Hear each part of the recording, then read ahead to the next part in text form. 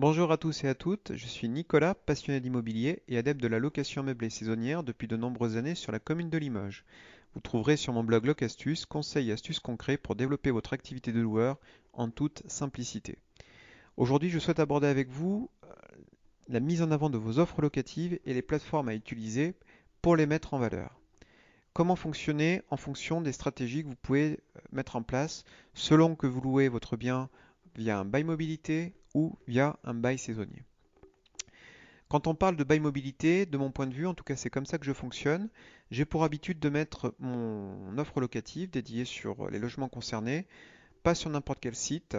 Alors très concrètement, beaucoup sur les plateformes YouTube, sur la toile, préconisent d'être présent partout, d'être visible, sur toutes les plateformes en ligne pour pouvoir avoir le maximum de visibilité et donc par conséquent le maximum de réservations, le taux d'occupation optimal et bien entendu l'optimisation des rendements en termes de rentabilité pour votre offre de location meublée, qu'elle soit par un bail mobilité, par de la location courte durée.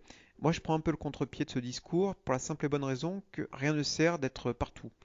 Effectivement, pourquoi? Bah, parce que déjà, il faut gérer les annonces. Alors, quand on a un seul bien, c'est une chose, mais on peut être vite amené à y passer pas mal de temps.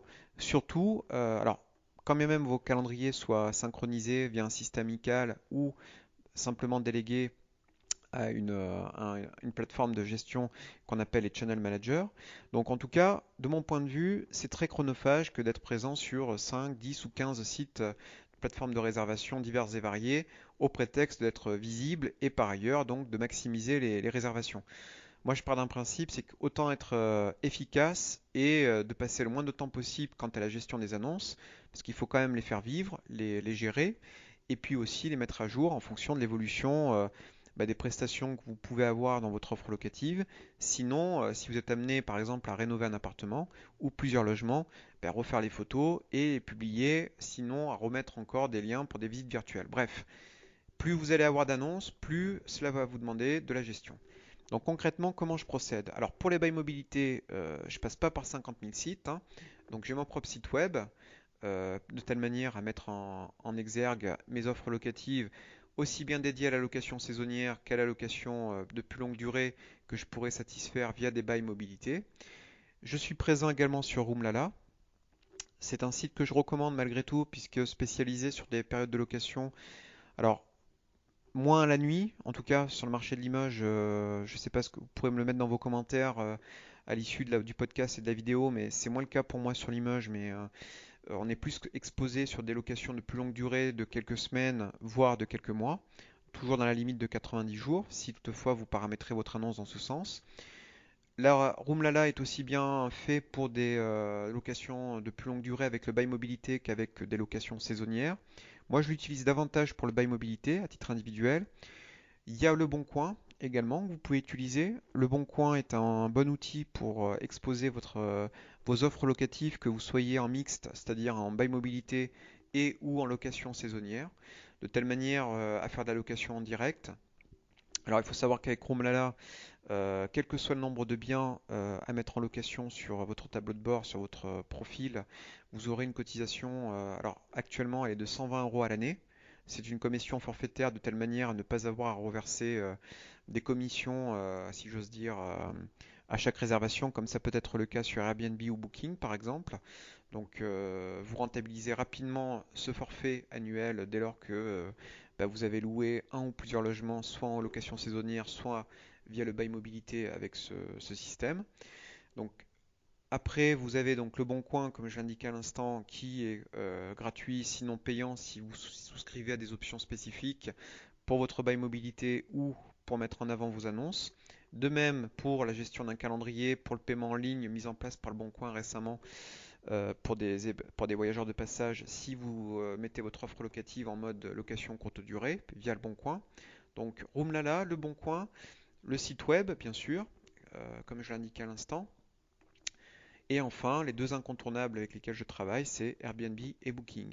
Donc j'ai abandonné Abritel parce que clairement sur la ville de Limoges, j'ai pu échanger avec des amis qui font de la location saisonnière également sur la commune En gros, Abritel n'a pas grand intérêt d'un point de vue apport client et locatif. Donc mes annonces, j'ai deux annonces quand j'ai démarré donc sur Abritel que j'ai laissées, mais je ne suis pas en réservation instantanée donc je m'en occupe pas. Ça vivote, elles sont là mais pour être là, pour être simplement visibles. Mais en tout cas, je vous déconseillerais Abritel, en tout cas, sauf à ce que ce soit un réel moteur dans votre lieu d'exercice, d'activité de loueur en meublé saisonnier, ou pour le contrat mobilité, bien que le contrat mobilité ne satisfasse pas aux conditions d'Abritel. Airbnb, c'est nickel pour le contrat mobilité, puisqu'effectivement, vous pouvez paramétrer votre annonce. C'est ce que j'avais évoqué avec vous dans un précédent podcast. Alors, le contrat mobilité sur Airbnb, c'est très simple à mettre en place. Vous mettez dans le titre déjà que vous êtes à la recherche d'étudiants ou de professionnels. Il s'agit là de rappeler en fait brièvement les profils de candidats à l'allocation que requiert le bail mobilité, puisqu'il y a un profil réglementaire mis en avant pour proposer ce type de contrat à des locataires spécifiques. C'est pas moi qui l'invente, hein, vous pouvez le retrouver partout en tapant bail mobilité sur votre moteur de recherche, quel qu'il soit. Vous verrez qu'il y a un inventaire exhaustif. Donc là, vous mettez dans votre titre, par exemple, pour professionnel ou étudiant. Dans le paramétrage des durées de location, vous indiquez bien, une durée concomitante à la durée fixée par le bail mobilité, à savoir de 1 mois jusqu'à 10 mois. Donc en nombre de jours, de 30 jours à 305 jours, pour éviter justement d'être prise au dépourvu par des réservations qui pourraient se faire à la semaine ou via un bail saisonnier au mois, si besoin de le rappeler. Dans le pavé règlement intérieur ou règle de vie que vous avez dans votre annonce, en dessous du descriptif, n'hésitez pas à rappeler le contexte de la location, donc en rappelant les modalités de location, en indiquant à l'aspirant locataire que vous allez établir un contrat mobilité, que vous allez faire un état des lieux d'entrée avec une copie de sa pièce d'identité, que vous ne prenez pas de dépôt de garantie puisqu'en l'occurrence il est interdit par le bail mobilité. En revanche, comme je l'ai évoqué dans un précédent podcast, la caution peut être envisagée si votre candidat locataire est éligible via la garantie Visale et complétée si besoin par des allocations logement, si là encore les critères d'éligibilité sont remplis par celui-ci. Et bien entendu, n'hésitez pas à rappeler quelques caractéristiques du contrat. Voilà. En tout cas, ce sont les trois éléments qui me semblent essentiels, si vous voulez, pour mettre en avant votre offre locative par Airbnb. Et de la même manière, soit vous faites de la réservation instantanée. Moi, je recommande toujours, pour des raisons pratiques, là encore, vous êtes susceptible quand même de choisir votre locataire et bien vous assurer que le locataire qui veut venir chez vous bah, ait bien conscience du descriptif, qu'il ait bien lu l'annonce et qu'il soit sûr de son choix avant même de rentrer dans les lieux. C'est comme quand vous faites une visite pour une location longue durée, il faut que le locataire aspirant soit disons que l'appartement que vous lui proposez ou la location que vous lui proposiez lui convienne, hein. Donc n'hésitez pas à échanger avec lui. Donc moi c'est pour ça que je fais toujours des demandes de réservation, ce que j'appelle souvent des réservations sur requête, soumises à approbation. Donc en définitive, vous recevez une demande de réservation et après, un échange avec le locataire, c'est à vous de la valider ou pas.